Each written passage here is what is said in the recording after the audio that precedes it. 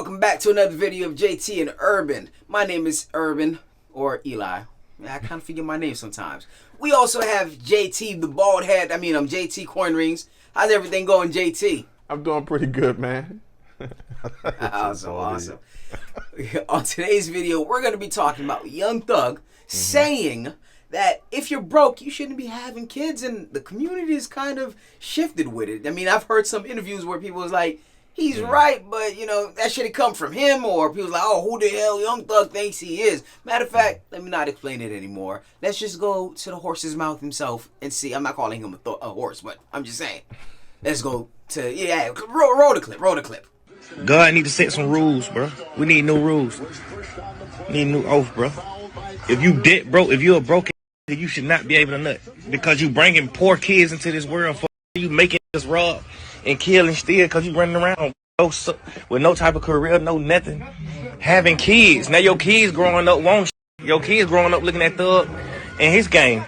Now, for context, Young Thug did have kids around 17, and he wasn't the Young Thug that we know today, wearing dresses and all that. All right, let me leave that out. Anyway, that's not the whole point of the video.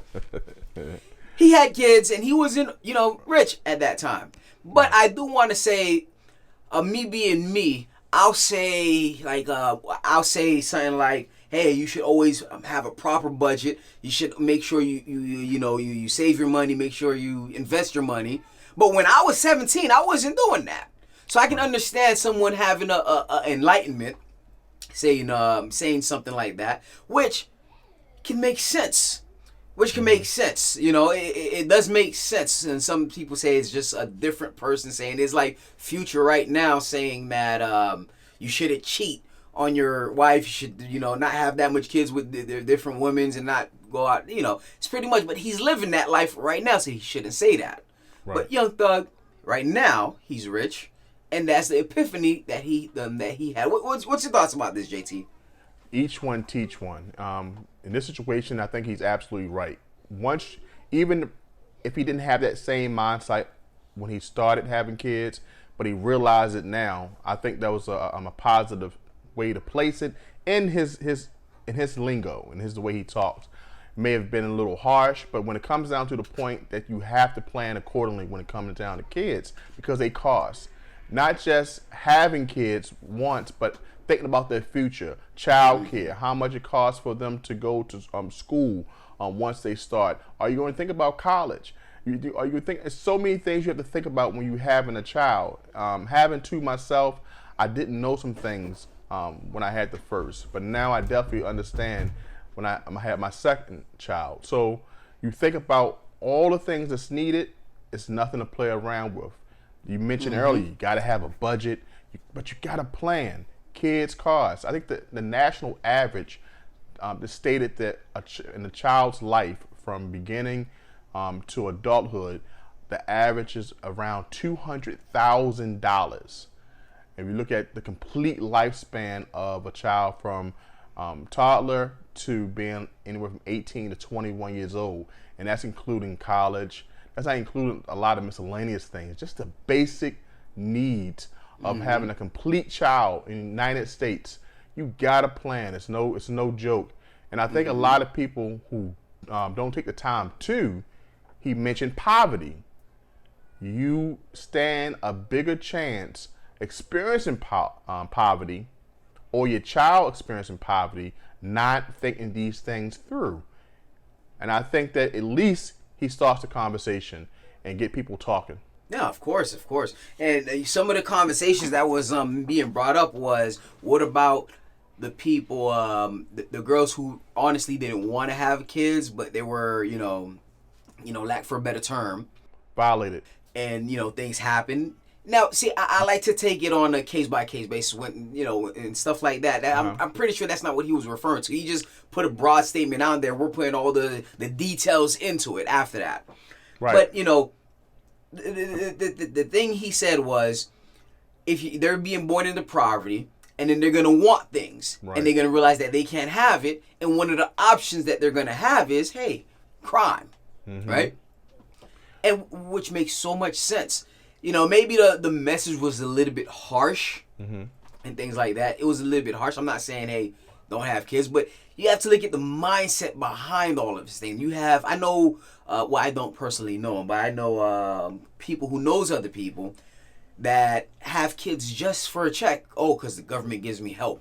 And that stops them from going to get the job because, hey, man, you know, I get food stamps for the kids. I get all these. But if I go for a job or go find a husband, they're going to cut all that off. Right. So it just puts them at a lack mentality. That, hey, I'm okay with this as long as the government or as long as I receive some sort of help. Right. I won't have to go to better myself because I'm getting the basic needs right here. So why do I need a husband? Or why do I need to get a high-paying job? Mm-hmm. Because I'm gonna lose all that. Now, you bring up some great points, and I'm glad you made the points and set up this next part of the video that I wanted to speak on. Because right now, the 1973 Roe versus Wade is looking to be overturned by Congress, and one of the Supreme Court justices brought up a point about this famous Roe versus Wade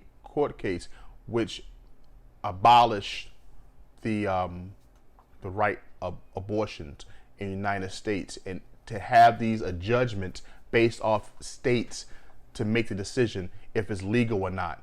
And you made up a point. This person made a point to state that court case was biased from the beginning.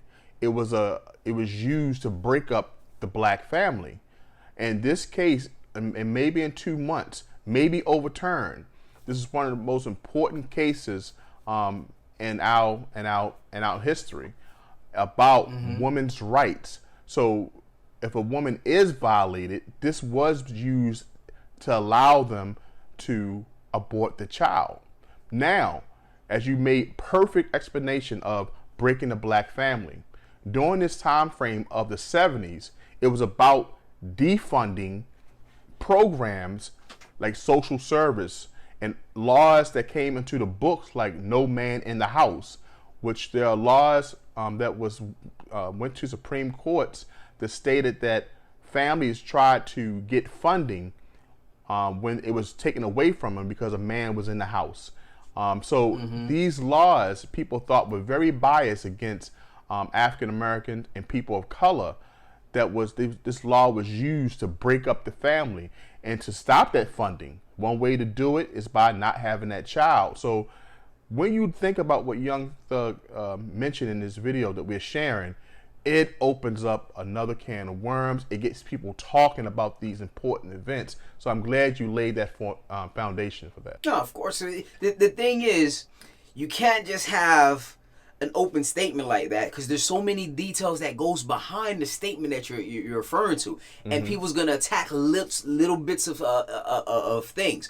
Like if you're talking about race, right? And then you saying, black. There's a percentage of black men that's in jail, that's incarcerated. There's a percentage of this, but then you have to talk about back in the 90s where, you know, where the targets was, right? Where the targets was, who was the drugs given to? There's so much stuff that you have to, you know, open up. It's not just a one door you open. It's just a one door that's a whole bunch of webs that goes everywhere.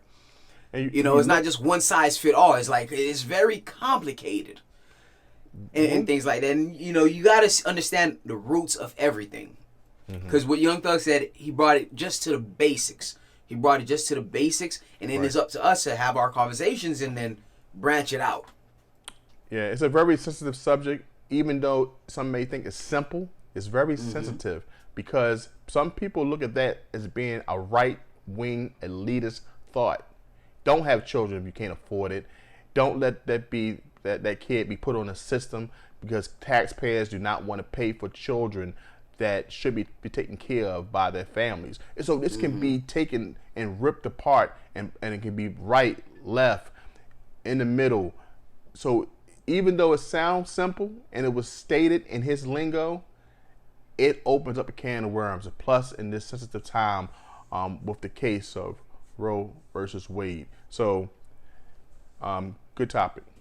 Oh, of course. But that's just our thoughts. We want to know your thoughts. Comment down in the comments below. Make sure you guys hit that thumbs up. Make sure you guys subscribe to the channel if you haven't already. We talk about current events and things like this that we just talked about. So if you guys want to see more, make sure you guys subscribe to the channel and comment some of your thoughts if you have a topic you want us to cover. Thank you guys so much for watching and have a beautiful day.